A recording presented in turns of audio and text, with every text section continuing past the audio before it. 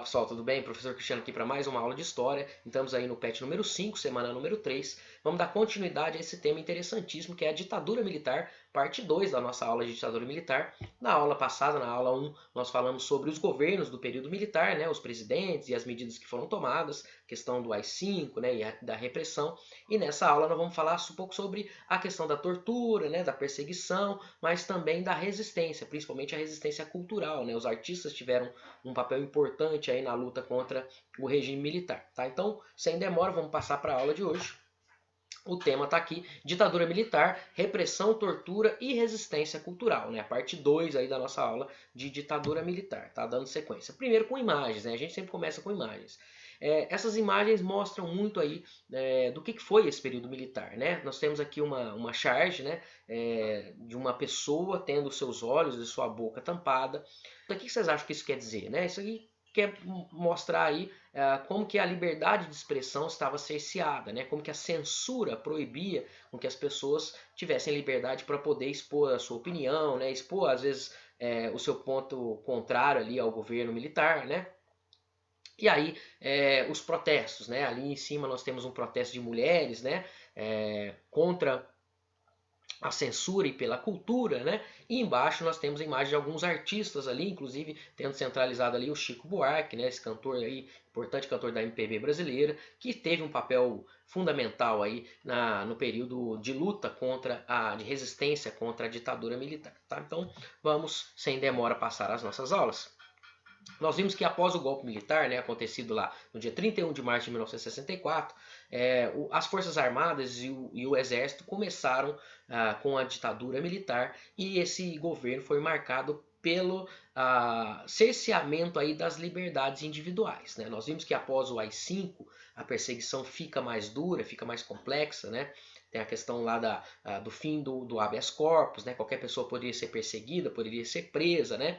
E aí as instituições contrárias ao governo dos militares, principalmente as organizações democráticas e de esquerda, né, os sindicatos, alguns artistas, né, intelectuais e outras pessoas, começaram a ser perseguidos, né? Esse processo de repressão à liberdade de expressão e perseguição, inclusive tortura, foi muito marcante aí nesse período, nesse triste período, nesses 21 anos aí da ditadura militar, tá? Esse ambiente ele estava alinhado ao contexto, né? A gente tem que entender a ditadura militar como fazendo parte de uma coisa maior, né? De um movimento maior. Ele está alinhado ali ao contexto internacional, né? Internacionalmente a gente estava falando, o mundo estava dividido na Guerra Fria, né? Então você tinha os países que se posicionavam mais próximos do capitalismo, dos Estados Unidos, né? Que se alinhavam com os Estados Unidos, e os países que se aproximavam ali da União Soviética, né? E do socialismo. Em Cuba, né? A gente teve a Revolução Cubana. A gente teve outros movimentos aí no mundo de países que estavam se aproximando da União Soviética e isso ligou o alerta ali dos Estados Unidos e os Estados Unidos começou a interferir, a intervir aí na política dos países aqui da América Latina, principalmente, né? Então a gente vai ter ditaduras militares influenciadas, né, com interferência dos Estados Unidos no Chile, na Argentina, no Uruguai e no Brasil, inclusive, em outros países também, tá? Então, a ditadura militar no Brasil, né, ela não é um contexto isolado, ela faz parte aí de um contexto maior, né? A gente tem que entender sempre esses movimentos da história, relacionando umas coisas com coisas com outras, né? Coisas que estão acontecendo aqui com coisas que estão acontecendo fora, tá?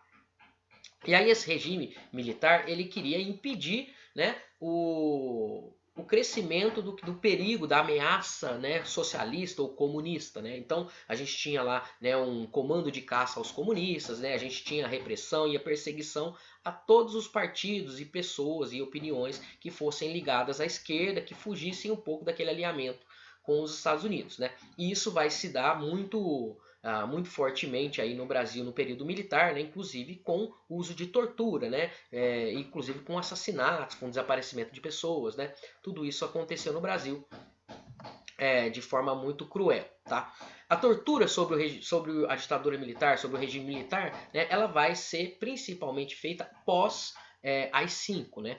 Os chamados anos de chumbo lá, como eu falei para vocês na aula passada, né? O ato institucional número 5, ele deu carta branca para que os militares perseguissem qualquer pessoa que eles chamassem o inimigo da pátria, né? O inimigo, um comunista, né? E aí as pessoas podiam ser presas, ser torturadas, né? E isso acontecia, isso passou a acontecer. Mas antes de 1968, inclusive, né, algumas pessoas falam que antes mesmo do golpe militar, né, a polícia já estava usando dessas táticas aí nessa caça aos comunistas, né, e aos partidos de esquerda. E aí a gente tem o uso da tortura, né, como forma de que as pessoas entregassem ali outros companheiros ali, né, de luta, tá? Então, após o AI-5, né, após o fim do habeas corpus, né, então a pessoa não tinha direito de ser acusada de um crime e responder em liberdade, né, enquanto estava sendo julgado o caso. Não, ele já era preso de imediato, a acusação poderia ser qualquer uma, e essa pessoa era levado lá para os porões do DOI-CODE, né, que era o Departamento de Operações de Informação e o Centro de Operações de Defesa Interna, né, essa instituição, né, esse órgão do governo que foi criado para investigar e para fazer a repressão, né, e prender e torturar essas pessoas, tá? Segundo alguns estudos aí, né, entre 64 e 68, ou seja, antes do AI-5, a tortura não era tão comum assim, né? Nós temos números aí de que aproximadamente 34 pessoas foram torturadas e mortas ou desapareceram aí nesse período pelo regime militar. Mas pós AI-5, né, quando o AI-5 dá carta branca para o uso da tortura e da perseguição e da repressão, esse número aumenta bastante, né? Uma instituição de direitos humanos aí, internacional chamada Human Rights Watch, ela dá aproximadamente um número de 20 mil pessoas que foram torturadas durante o regime militar. E recentemente, né, desde 2011, a gente tem uma comissão da verdade aí no Brasil tentando investigar essas graves violações dos direitos humanos, foi instituído no governo da presidenta Dilma, para esclarecer aí o que aconteceu, o que foi feito dessas pessoas, né, as pessoas desaparecidas, e aí chegou-se ao número de aproximadamente 434 pessoas que foram assassinadas ou que estão desaparecidas até hoje, as famílias não têm notícia, porque a pessoa ia presa, ninguém ficava sabendo onde ela estava e nunca mais aparecia, né? Então, essa comissão da verdade, aí houve pessoas lá que participaram da ditadura militar, que participaram do governo militar, e nesses relatos chegou-se aí a esse número, né? Então, 434 pessoas que sumiram, né? Ou que foram assassinadas, né? E esse número não é fechado, né? Lembrem-se que muitos dos casos, né? Às vezes as pessoas saiu o boletim de ocorrência lá falando que a pessoa foi atropelada, tal, e na verdade ela tinha sido assassinada pela ditadura, né? Aqui do lado nós temos exemplos aí dessa tortura, né? Em cima lá o pau de arara, né? O famoso pau de arara, onde as pessoas eram erguidas aí, né? Com esse ferro, esse pau aí, né, entre os braços e as pernas, ficava amarrado de cabeça para baixo, né, sofrendo ali essa tortura. Mas além disso nós tínhamos choques, né? Nós tínhamos mutilações, né? Principalmente nos órgãos genitais, tínhamos humilhações, né? Tinha essa tortura, além da tortura física, a tortura psicológica, né? Tinha uma tortura terrível que eles faziam com as mulheres, que eles colocavam ratos, né? Dentro lá da vagina das mulheres, ratos vivos, né? E eles iam comendo as mulheres por dentro ali para elas entregarem os companheiros, né? Inclusive algumas pessoas aí da nossa história participaram dessas torturas terríveis, né? Temos vários os relatos.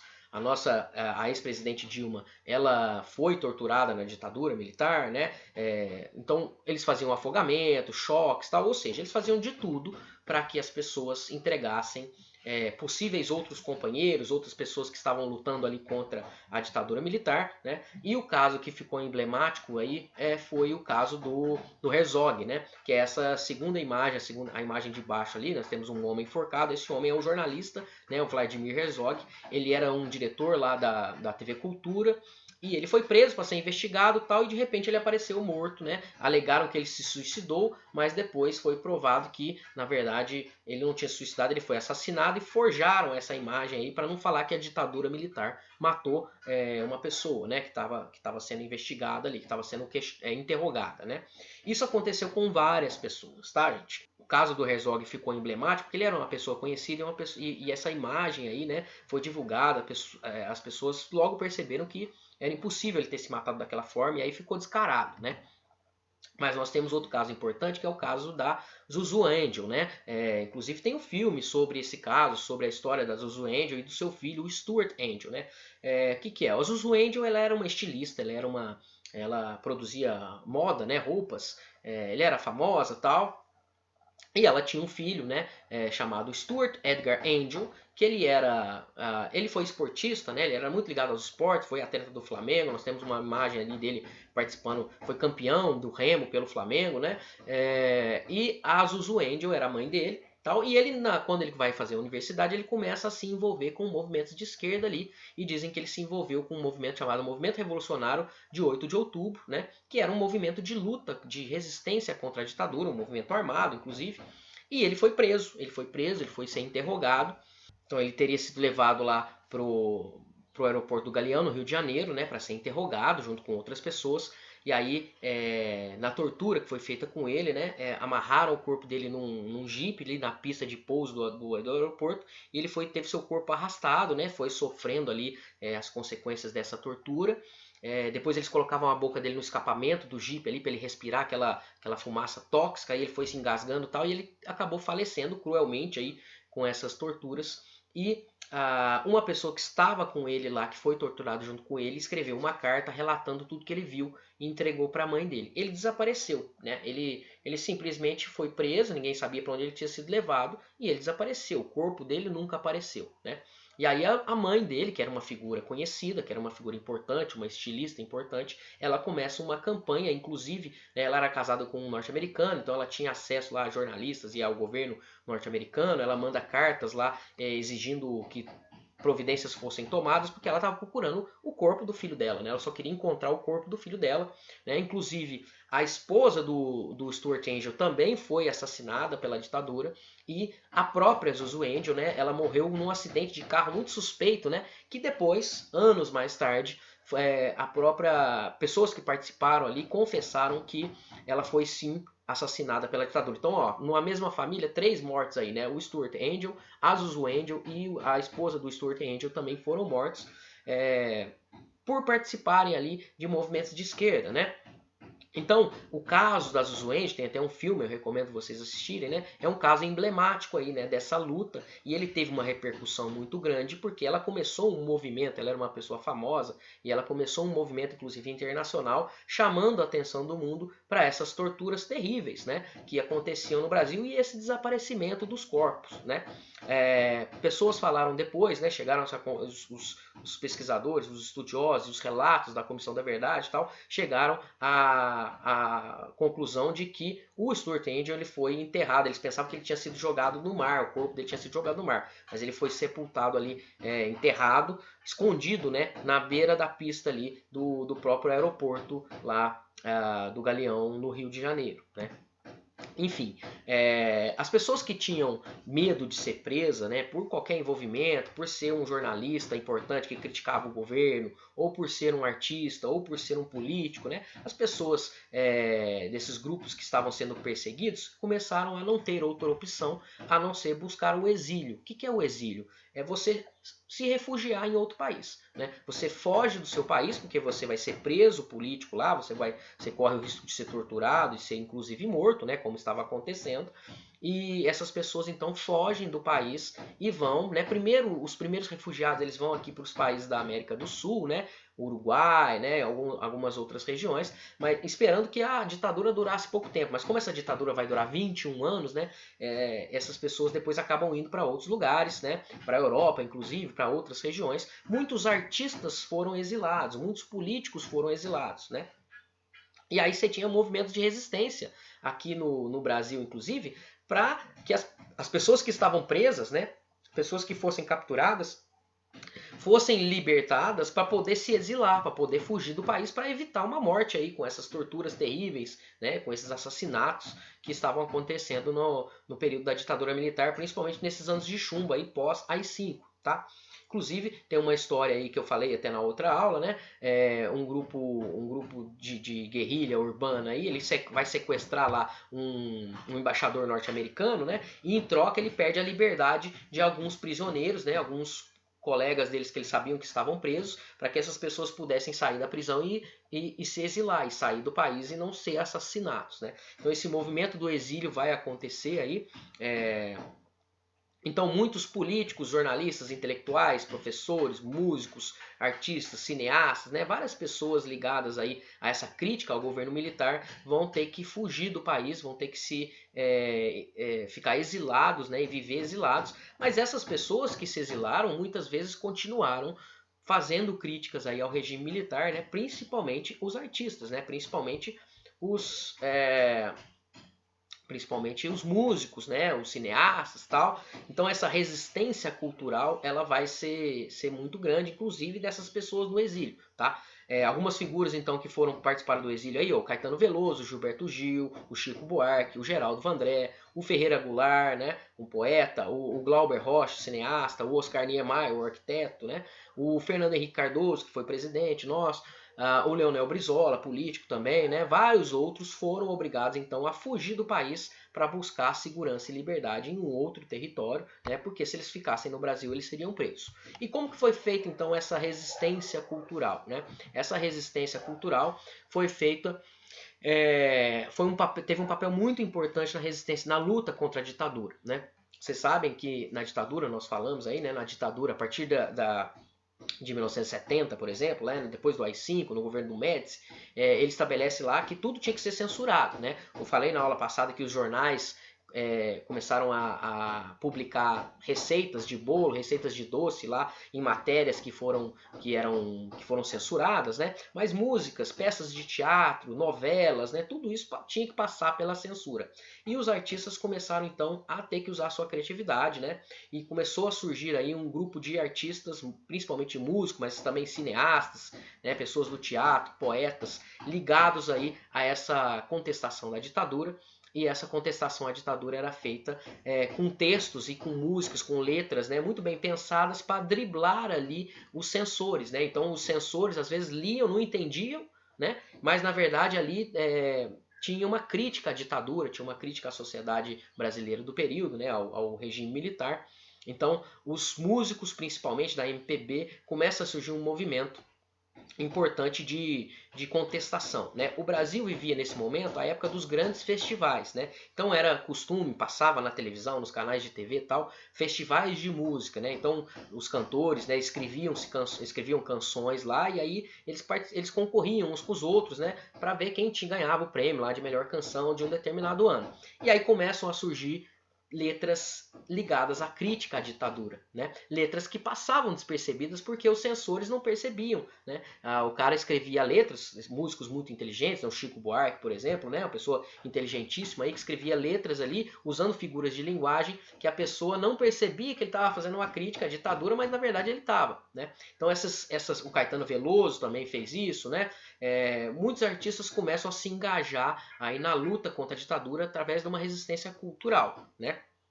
E aí,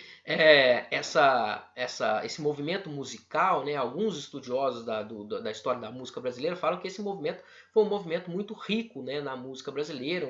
A MPB, né, teve uma força muito grande nessa resistência cultural.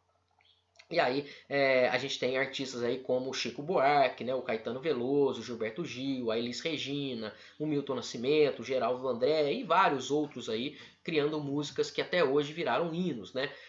Por exemplo, uma música que inclusive está no pet de vocês, na atividade, né? É a música criada aí pelo Gilberto Gil e pelo Chico Buarque, né? Depois do AI-5, então quando era necessário driblar aí a censura, ele escreve uma música chamada Cálice. Depois eu vou falar um pouquinho sobre essa música, mas essa música ela usa lá uma referência aí ao Santo Cálice de Cristo, né? A passagens bíblicas, para fazer uma crítica aí à ditadura, né? Quando ele fala assim, né? Afasta de mim este cálice de vinho tinto de sangue. Ele não estava falando do cálice, né? Daquele copo tradicional onde se serve o vinho. Não. Ele estava usando a palavra cálice, né? O verbo calar-se, né? Então fazendo uma crítica aí liberdade de expressão, né, que não existia no Brasil na época da ditadura militar, né. Outro grande hino aí da música da MPB contra a ditadura militar foi a música do Geraldo Vandré, chamada Pra Não Dizer Que Não Falei das Flores, que acabou se tornando um hino contra a ditadura militar, né? Ele cita lá os militares, ele fala que temos que resistir, né?